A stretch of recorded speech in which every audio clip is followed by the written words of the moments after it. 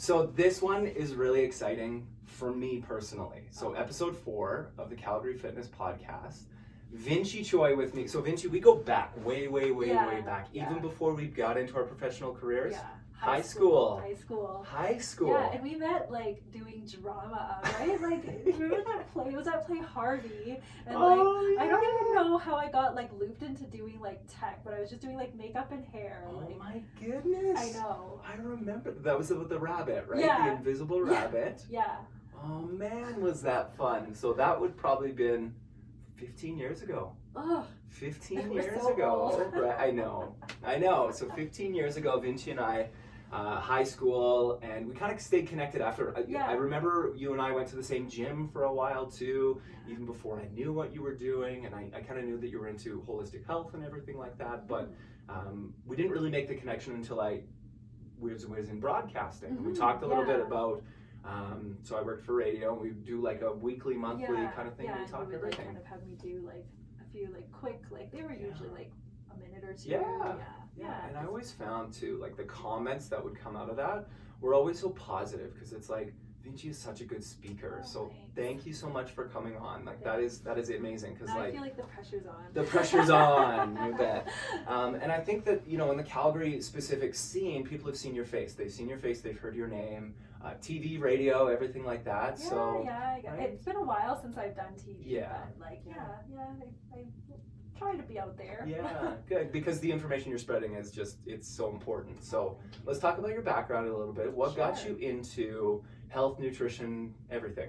Yeah, well, I guess like growing up, like I guess my story isn't very typical or exciting, I think, but I don't know, maybe you can be a better judge of that. But so growing up, like I came from a pretty traditional, I guess, like Chinese family, in the sense that, you hear that stereotype of like, oh, like you need to be a doctor or lawyer. I guess in Alberta it tends to be different because they add engineer to the mix, and my dad has his own company in Hong Kong, so he had always wanted me to take over his business. And I think like I was always better at like the math and sciences, so I was like, okay, like that's kind of what I want to lean towards, but like being a doctor would be way too stressful, because like doctors are expected to know everything. And I think we had a family friend who was a dietitian or a nutritionist, and so that's how I knew like this field existed. And I thought like, I was always interested in like, how does food turn into like the different nutrients in our body, and then like,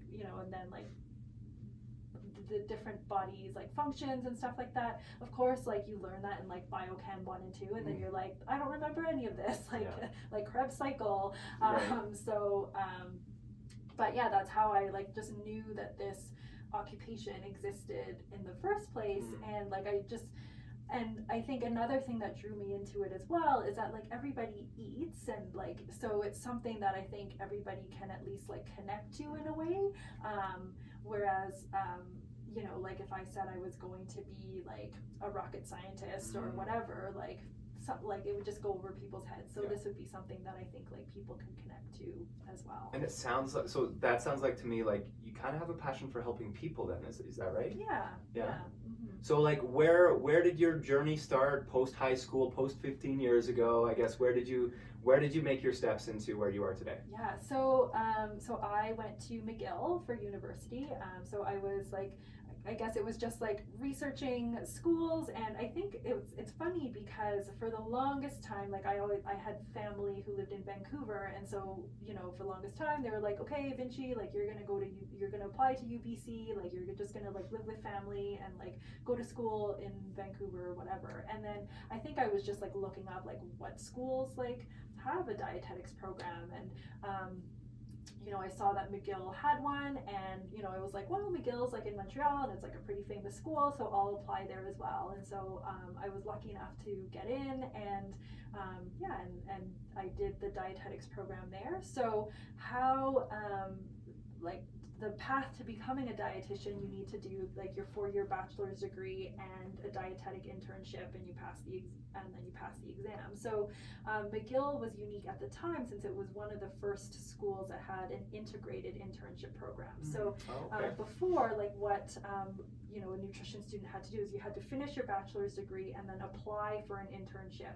And I like have met people who like didn't get their internship like after like even 3 tries. What? So yeah, so we were very lucky that like as long as we kept up like a C average, like we like it was part of the program. And because they made it part of the program as well, like we would do it not just all at the end of our program, like it would be, the summer after 2nd year we did like 4 weeks, and then the summer after 3rd year we did 8 weeks. So then I just had an extra half year at the end instead of like an extra year of just internship. And I always feel like very lucky that like I went into a program that's so specific, like nutrition, and still in that career, because like there's also people who like you come out of high school and it's so normal to not know like what you're gonna do for the rest of your life, right? Like you're still a teenager, and so like I every day think about like how lucky I am, like that I kind of chose a program that's very specific, and and I'm still working in the field today. Cool. So synopsis, I mean, go as layman terms as you'd like, but who do you help and how do you help them? So my practice now, and it's really evolved over the years, but now I specialize in helping people who struggle with disordered eating or just have like a broken relationship with food or their body in some way, and I do it through like kind of a health at every size, intuitive eating, mindful eating informed approach. So how does somebody identify that they have a broken relationship? Because I'm sure that they don't know, or some of them don't know that relationship is broken. And I think that's such a good point, because I think like there's so many like disordered eating behaviors that have become normalized in our culture now. Like even if I'm allowed to go on a tangent, Please. Even thinking back, like before, like I think even just a few years ago, I actually used to work in a bariatric surgery clinic, so a weight loss surgery clinic. And one of the statistics that you hear all the time is that like, people who are pursuing weight loss surgery, I think there's like there should be a higher percentage of eating disorders. And like, at the time I was like, well, we don't see a lot of people who have eating disorders, or like I think in the initial assessment we would do a screen, and I was like, well, like not a lot of people are screening for eating disorders. It's not matching up with this data that we're seeing from outside, like what's going on there. And like now that I have a greater understanding of what disordered eating and eating disorders actually are, it's because like a lot of this behavior is so normalized. So like, even just like counting calories or counting macros, or, only allowing yourself to eat certain foods, like, so like all these things that I think are so normalized, especially right now we're recording, it's just the new year, and a lot of people are doing Whole30 or talking about like cutting out carbs or cutting out sugar, that kind of thing. Like, I mean, I think at the time when I was working at the bariatric surgery clinic, in my mind I was like, oh yeah, like that's what people do when they try to lose weight. But in reality, that's really a disordered relationship with food, and like the start of like disordered eating. So it sounds like people like, correct me if I'm wrong, like I never want to talk out of place here, but like it sounds like that could develop like neurotic behavior. Is that like counting calories, counting macros, those kinds of things? Yeah, it becomes obsessive. Like I know like a lot of people say like that they just can't like every meal that they eat, or it gets to the point where like people won't eat certain things, like just because they don't know the calorie count, or like especially when it starts affecting your quality of life, right? Like if you're like, well, I don't go out to restaurants because I don't know like what's in the food, or like I won't go to parties or friends' houses. So and like, is that at the extreme level where people don't go out like that, or is that like you see that more commonly than people would think? Yeah, like I think like it happens more often than people think. Yeah, wow, that's incredible. And so then we take that into intuitive eating, right? So how do you have that intuition with your body to say, this is what I need to eat? And like, how can you relate that to, like, let me just take it back to my example. Sure. So I got intuitive with eating only because I counted at the beginning, right? So how do you relate those two? Or is it too disproportionate to relate? Well, I think like what's tricky is I think what makes the idea of intuitive eating so tricky to grasp is that like a person eating intuitively could be eating in any way. Like I don't know if that makes any sense at all. Like so like their eating pattern, like someone could be eating intuitively and eating in a way that like looks like low carb, or someone could be eating intuitively and eating in a way that looks like low fat, or someone could be eating intuitively and eating in a way that like looks like quote unquote unhealthy from the outside. So intuitive eating is less about like what or how much you're eating and more about kind of reattuning to our body's cues, because I think like nowadays like we're always chasing that next diet, or like chasing that next like study. Oh, like this study said like this is bad for me. Okay, that means I like can't eat it anymore. So like what am I allowed to eat? And then like or like I went to like this other health professional and got like food sensitivity testing, and I'm like sensitive to all the foods under the sun except like these 5 foods. So like so I think like people have sort of lost touch with their own intuition, with their own body's cues. One of the first questions I sometimes ask people is like, how do you know like when to start eating, or how do you know when to stop eating? And like and people are like, oh, like well I eat when it's like lunchtime, or I stop eating when like my plate is empty, or that kind of thing. And intuitive eating is really kind of returning to, well, like what does hungry feel like for you, and what does fullness feel like for you? Because it can be different for a lot of people. I know so many people who are just kind of like, I never feel hungry, but that's often because it doesn't necessarily show up just as hunger pangs, but like maybe they start thinking about food more, or they feel like dizzy or tired, or like shaky. So I think like everybody has different like hunger and fullness cues, and like sort of the work that I do is kind of teaching them to kind of return to that. So how intensive is that? Is it pretty forgiving, or do you like provide them like a schedule, or like how does that work? Well, I think it's different for every person, but I think and I think that's important. Sorry to cut you off there, but I think that's important, and I think that's going to provide a lot of value to people. Is that everybody and every body is different, right? So to think that a one-size-fits-all plan is going to work for you, it won't. Like you have to understand that you are going to be different than the next person. Yeah, exactly. And I think like part of it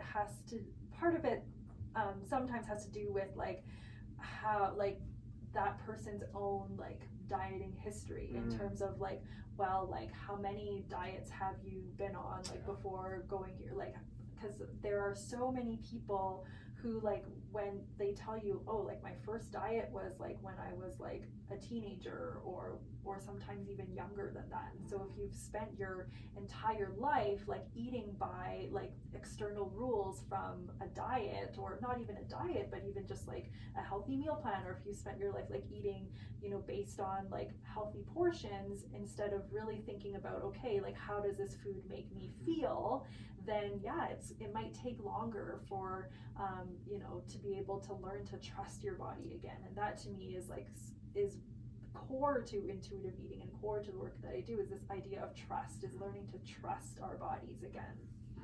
And I mean, trusting comes into like when you say trust, does that mean like trust your body to move properly, trust your body to tell you the signals? Like expand on that a little bit. I think it's like trusting that like our bodies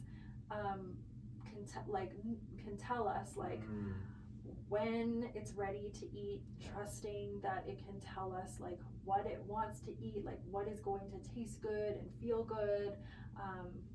I think that's so important, and that's, again, a ton of value there, because for me, and like in the media, I work in the media, I've been there for 10 plus years, and we are, I'm going to say, almost all to blame for this marketing and this messaging that comes out that says, oh, keto is big, and low carb, and you got to try this carnivore diet, and are we omnivores? And there's just study after study after study. I mean, we just got one that came into our inbox the other day, and I didn't throw this your way, but I'm curious. If you don't want to comment, that's fine.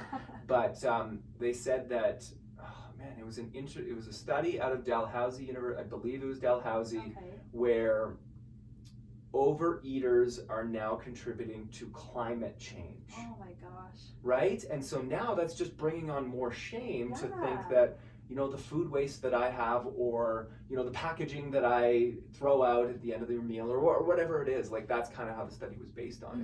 I don't even remember what the numbers were, but I just thought that was really super interesting. So to understand that marketing is really playing a big role into that is kind of my point. How do you feel about that? Yeah, like I agree. Like I don't want to blame like just media for it, but I agree with you that it is like a huge part of it. Like, because we are exposed to these messages that tell us like that this is how we're quote unquote supposed to eat, or like we want to avoid like being in a certain body size or whatever, and I think just media and is a part of it for sure.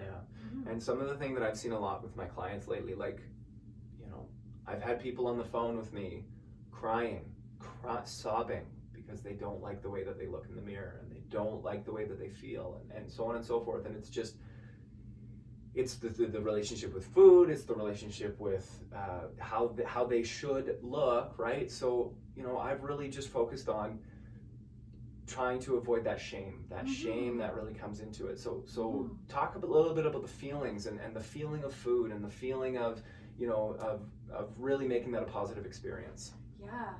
I'm just kind of like, where do I start?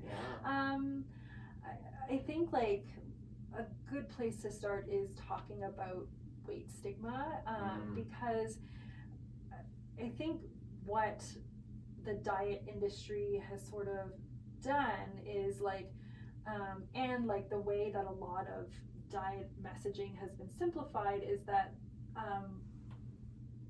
we're sort of at this place where a lot of us believe that our body size and our health is 100% within our control, right?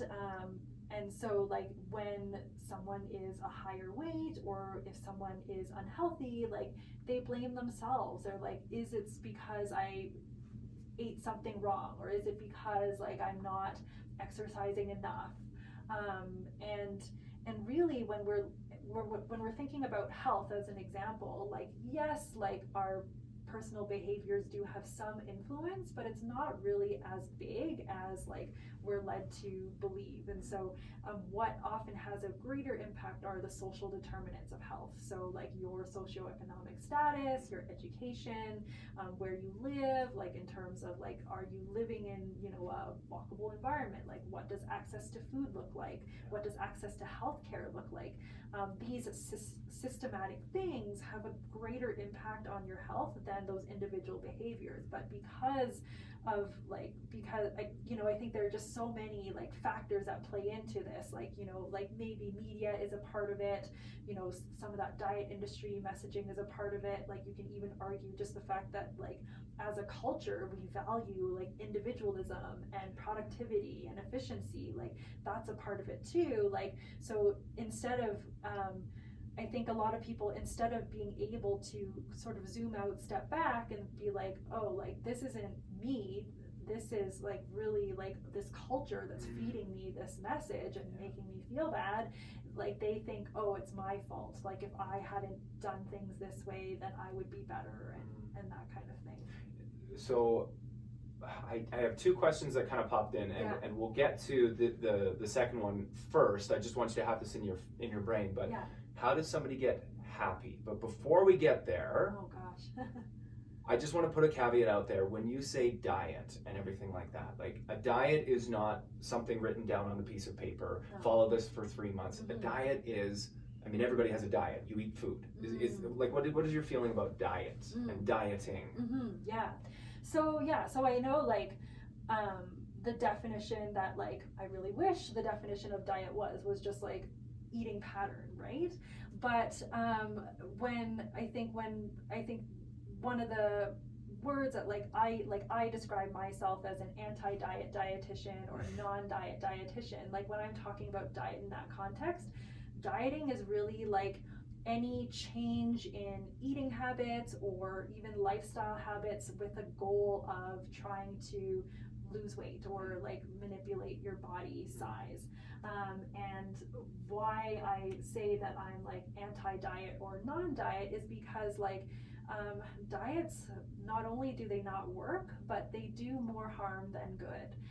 Because like when I say diets don't work, it's because like when you look at the data, for the vast majority of people, yes, like you can count calories or try keto or paleo, and a lot of people do lose weight on diets, right? But then like when you look at the data, and there isn't a lot out there, that's already one piece of it, but in most cases, when you follow them back in 2 years, 5 years, most people have gained the weight back, and a significant proportion of people have gained even more weight than when they started. And so what do people do? They go on another diet, and then so you see that like up and down weight cycling. And there's and why I say diets are harmful is because like not only do they not work, like they don't do what they promised to do, but like there is data now showing that weight cycling, so when your weight's always going up and down like this, is actually worse for your health than if you just stayed at a higher weight to begin with. Another piece of it is that like dieting promotes, like I sort of alluded it to before, weight stigma. And so what weight stigma is, like yes, like fat shaming is a part of it, but it's also just the idea of like that there are some bodies that are better than others. And so it's not just like fat shaming, but if you're thinking about like spaces, like the fact that like people in larger bodies have to, you know, think about like when I go into a space, like are the chairs going to fit me, or am I going to be able to use the equipment, like when they're going to the doctor, are they going to have like blood pressure cuffs that are my size, or are the chairs in the waiting room going to be big enough, or even shopping for clothes, like so many, like often plus sizes aren't in the brick and mortar stores, people have to shop online. And so all of this is weight stigma because it's limiting access to people who are in larger bodies, and it's basically telling them like you're not worth the space in my store to have clothes, or you're not worth it for me to accommodate for you to be at my restaurant, or that kind of thing. And so now there's data that also shows that weight stigma itself also can lead to harmful health outcomes regardless of how much a person weighs. So they like kind of measure people's perceived exposure to weight stigma, and they see that like regardless of how much you weigh, the more weight stigma that you feel like you've been that you've received, like that is a stressor, and it can lead to negative health outcomes. And so how dieting contributes to that is that the idea of dieting, it continues to kind of perpetuate this message that a smaller body is better than a larger body. So it, you know, kind of increases the weight stigma there. And we know dieting itself, like, yes, there are, you know, like healthier diets, but like a lot of it is what I was saying before, disordered eating behaviors. And so disordered eating, again, like leads to its own negative health outcomes. And so there's always all this concern about like how, you know, we have this like quote unquote obesity epidemic, and like that, you know, being at a higher weight like leads to all these negative health outcomes. And yes, like I totally agree that, you know, we are becoming heavier as a nation, or like maybe not just a nation but continent. And yes, like we are seeing more negative health outcomes, but what we don't know is that a lot of this research that is saying that like fat causes XYZ, like doesn't account for weight stigma. It doesn't account for weight cycling. And we know that like people in larger bodies are more likely to be exposed to weight stigma. They're more likely to be dieting and weight cycling. But if we're not accounting for that, like how do we know whether it's like being like a higher weight, or is it because they're being exposed to this weight stigma? They're being exposed to they're like dieting more. And so so that's kind of why I call myself like not just anti-diet but also like fat positive, because it's like, you know, maybe it's not fat that is the problem. Maybe it's because you're stuck in this cycle of dieting all the time. Maybe it's because we live in a culture that's telling you that your body is wrong, that your body is bad. That's really contributing to the poor health. For sure, yeah. I mean, it's such a complex issue, right? It's not black and white. It's not so binary. It's definitely something that, you know, us as fitness professionals need to think about as well, right? It's because I think that you know, six-pack abs, they're sure they could be sexy on a magazine cover, but that's not real. That's not real life, right? So I think that that's super important that you brought that up. And I think this is a good point to interject and just, I've been noticing a lot of your fat positive things on social media. So just throw out there right now your social media handles. Where are you? Where can people find more information? Yeah, so I'm on Instagram, Twitter, and Facebook at VinciRD. So it's VINCCIRD. And my website is vincitsui.com, VINCCITSUI.com. I always have to spell it because like my name is not spelled out. Right, so it's Tsui, but it's TSUI. Vincci, I'm sure you get, what, Vincci? Like, I'm sure you get a lot, hey? Yeah.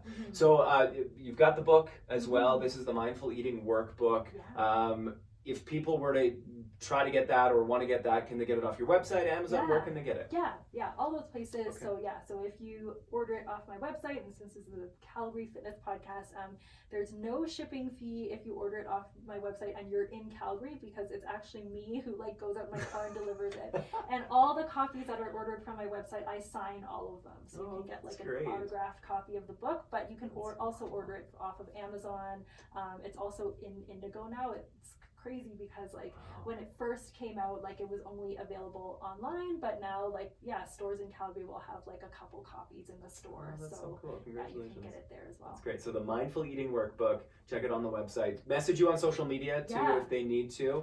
Totally. And I just wanted to ask a little bit more about that the fat positive, I guess. I noticed that you shared you were at a conference or something like that, and so tell me a little bit about what you learned, what you know from that, or what you learned there. Sure. So I guess like where this idea of like fat positive, or like why there was a specific post that I wrote about like being fat positive as opposed to just anti-diet or non-diet.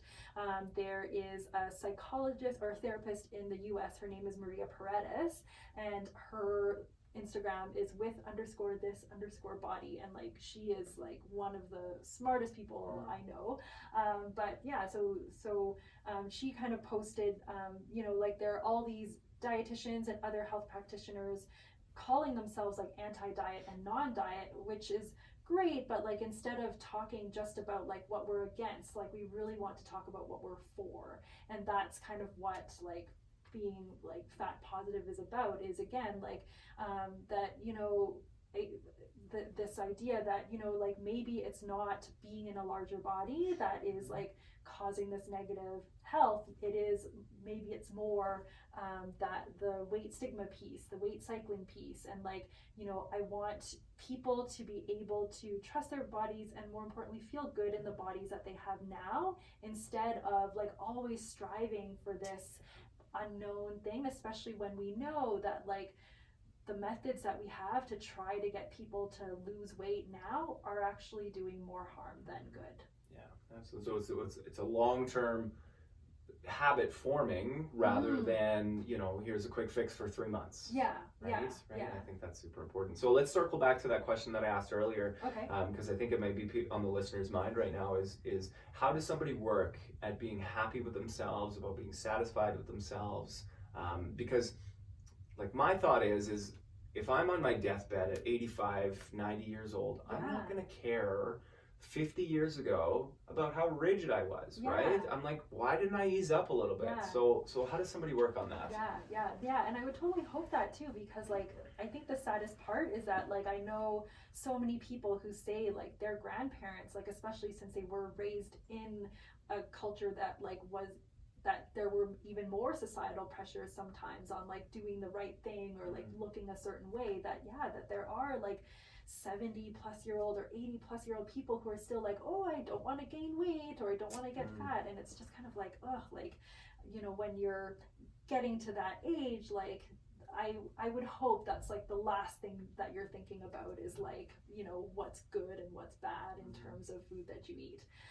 So I think part, like kind of going back to your question, I feel like I hear myself going on tangents for every single question that you've asked. Good. So people want to hear from you. No, people. It's about you. This is not about me. I want to hear from you. Okay. So in terms of being happy, so like all this stuff that I was talking about before, I think part of it is like step one is realizing that a lot of this is like coming from like I know this is a very strong word, coming from a really toxic culture. It's like messaging that isn't like, it isn't something that's coming from you. It's like messaging that isn't true, that's coming externally. So I think like one is like even just giving yourself permission to be like angry at like the culture that's kind of led you to be unhappy with yourself, and you know, just kind of like, and you know, being able to be like, okay, like I'm done with this, like I don't want to be like trapped in this and believing in this anymore. So I think that's a part of it. And then I think like, you know, once you're able to see that it's an external voice, and it makes it easier to kind of externalize those thoughts as well. So like this is probably like not in my scope of practice because it's more like psychology based, but talking about like this idea that like you are not your thoughts, right? Like your thoughts don't have to define who you are, and like just being able to like sit with like, you know, sometimes sitting and like just kind of listening to those like voices, you know, those that negative self-talk, and just and you know, being able, and sometimes it is just like being purposeful and like picking it out and being, and you know, say, you know, it's kind of, it might be just as an example, like I don't know, like you are not good enough, that kind of thing, right? And being able to turn it around, and you know, like it's not realistic to go from you're not good enough to like I am amazing. Like, you know, you're probably not going to believe that. But like even just being able to say, okay, like maybe I'm not good enough, like who knows, but I know that I'm good at XYZ, and like just starting to cultivate, like to start like shifting that self-talk that way. Yeah, and it's something that takes practice. It's not something that's going to happen overnight. No, definitely right? Not. I think that's important to make sure that people know too, right? Yeah. Cool. Well, Vincci, I think this a ton of value for people. So thank you so much for doing this. Thanks for having me. Is there anything else that you wanted to throw out there? Are you accepting clients? Yes. Okay, so how can people inquire more? Just message you on DM, check out your website? Yeah, okay. Check out my website, vincitsui.com. I'm getting a new one soon, maybe when this episode comes out. Who knows, like how long I take, how long you take. Yeah, sure. But I'm accepting new clients, and or like even if you just wanted to follow me on social media, although like even I have a 6-month-old, so my social media is like in shambles. I think I saw your last post was the end of the year, which is fine. That's what busy parents, that's what happens, right? So we get it, we completely get it. We love you. We thank you so much for everything that you've done for the Calgary scene, and hopefully we can get you on the radio again. I'm not really at the radio much anymore, so now I'm just mostly like online stuff, so we'll try our best to make sure that we get you on. But so Vincci Tsui, thank you so much for doing this. Thanks for having me. Subscribe to the podcast, Calgary Fitness Podcast. Make sure you use that hashtag. Check me out at Slim Fitness as well. Thank you so much.